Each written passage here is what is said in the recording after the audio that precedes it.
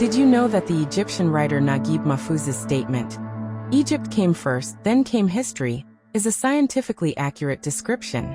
This is because history begins with the advent of writing, whereas civilization predates it.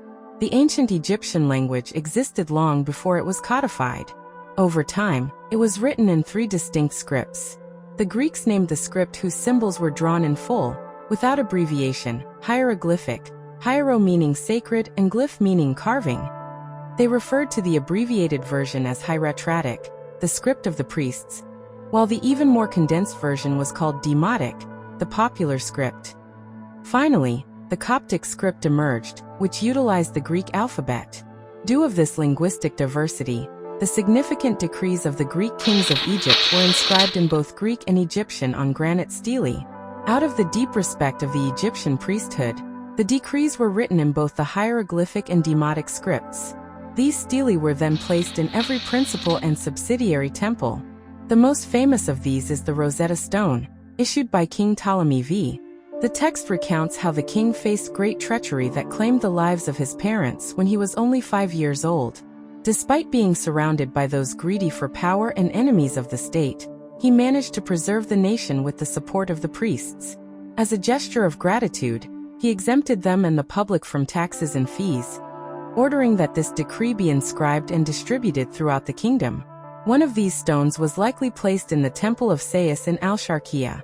Over time, following Emperor Theodosius's decree to close the temples as Christianity spread, these structures became quarries for building materials. The stele was likely broken, and its fragments were transported to Rosetta Tower to be used in the construction of the Mamluk Sultan Qaitbay's citadel on the Nile. The stone remained there until 1799, when Pierre-François Bouchard, a lieutenant in the French campaign, discovered it while reinforcing the citadel against a British attack. The stone was moved to the Institut d'Égypte in Cairo, where several copies of the text were made. Eventually, British forces seized the stone from the French and transported it to the British Museum. Several scholars worked on these copies, including the Swedish Johan Åkerblad, 1802, and the British Thomas Young, 1809. They deduced that the symbols represented phonetic sounds and noted that royal names were written inside cartouches. The breakthrough came with Jean-François Champollion. Building upon the work of his predecessors and leveraging his mastery of 9 languages, most notably Coptic, which preserved the sounds of the Egyptian language using Greek letters, Champollion translated the Greek text into Coptic to compare them. He was the first to bridge the gap between the meaning of a word and its pronunciation.